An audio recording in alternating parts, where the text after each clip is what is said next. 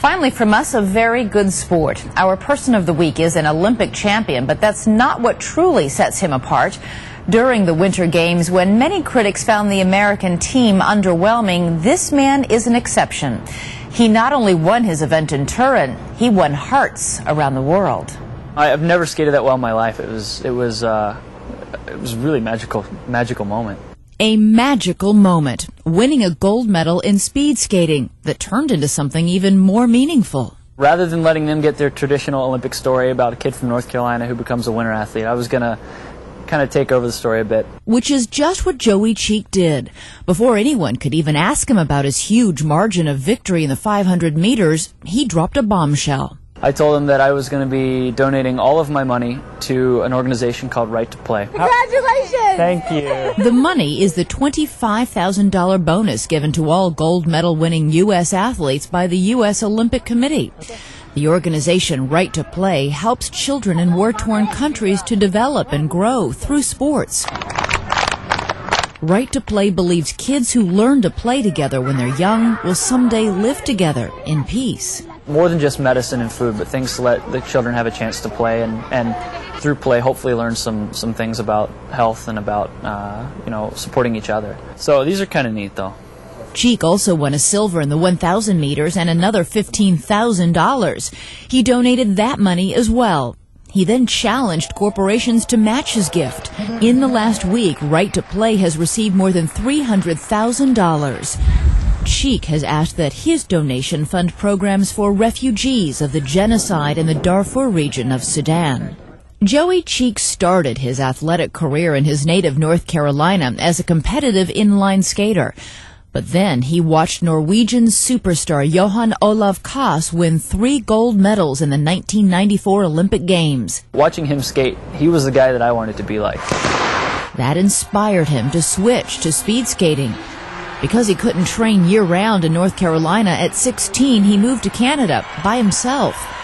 For the next 10 years he trained in Calgary to become world and Olympic champion. Johan Koss founded Right to Play in 2000 and today is its president and CEO.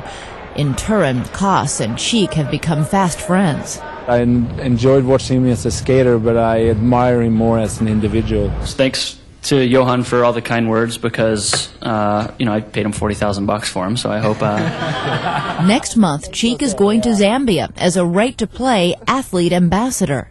The Olympics is a very selfish pursuit. I wake up every morning and I ask myself, how can I focus all of my energies on what I do so that I can be the best in the world? After years of this, I feel that it is imperative to give something to someone who's less fortunate than myself. And so we choose Joey Cheek. And as if all those medals weren't enough, his Olympic journey just got sweeter. Today, Cheek's teammates chose him to carry the U.S. flag during Sunday's closing ceremonies, an honor well deserved.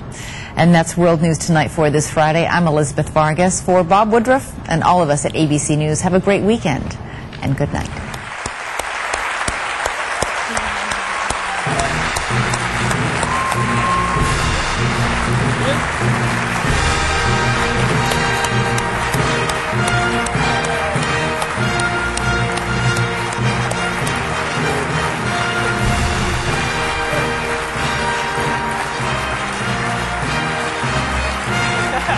All right. Thank you very much it's been a pleasure to meet this individual this morning, and I think you're going to very much enjoy his time with us. And I think the thing that touched me the most is he's a real person, and he's just a real great American too. So thank you so much. Thank you so much. Good morning. Thank you, and thank you for having me. Of course, as you heard, and I don't know if you're even aware, but Quest is, and has been for the last 2 years, a major sponsor of U.S. speed skating. So I'll get to some of the sponsors' roles in just a minute. But as they teach you in these public speaking courses the USOC will give you before you start these sorts of things, you always start off with a joke, right? I know. I try and avoid cliche whenever possible, but I usually fall well short of that. I was in San Francisco the other day. I was speaking to a high school, And I've been asked, of course, now, having won a gold medal, it's a very public thing, and now all of a sudden I've been recognized by many people who want to hear my story, hear whatever. And so I was asked to speak at a school in San Francisco. I was there for a corporate event, so I had time. I said, sure. And before I go and speak, they will either send you an email or they'll tell you when they get there sort of what the topic they want you to cover is. So for San Francisco, I was speaking to a private school, a group of these really high achiever type A kids. And they said, you know, you don't have to speak on much, just talk for 30, 45 minutes about, you know, how to change the world. So how to change the world? I said, okay, well, it's kind of a big step, but I'll see what I can do. You have to keep in mind, of course, 3 months ago, before the Olympics started, I was just another schmuck playing Mario Kart with my roommates and training every day, but, you know, basically no one was asking me to speak on subjects so lofty.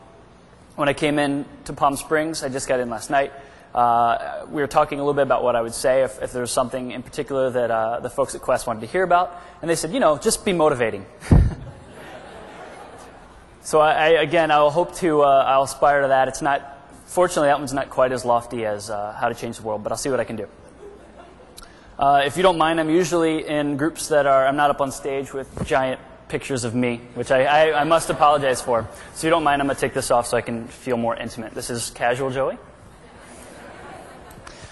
So, be motivating, be motivating. Well, I don't know that I can do that, but I do know what I can do.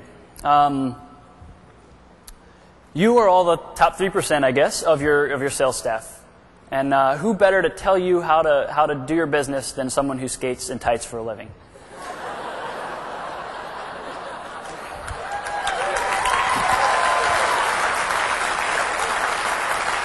Thank you. Good night.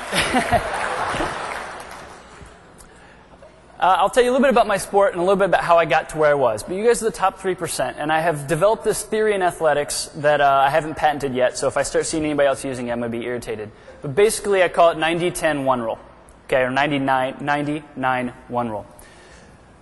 When you're in high school sports, when you're in normal athletic endeavors, you've got these two types of people. You've got people who are freakishly talented.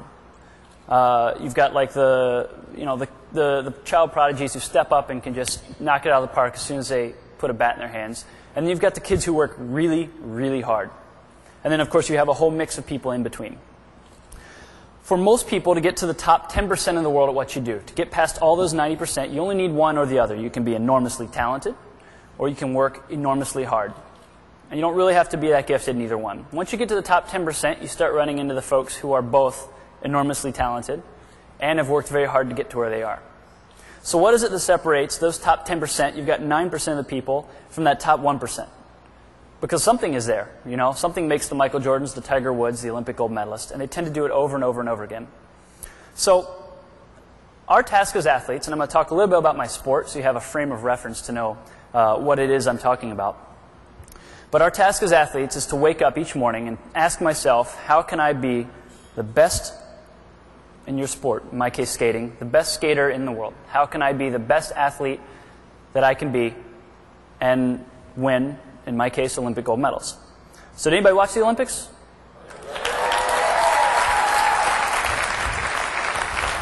You guys are my people.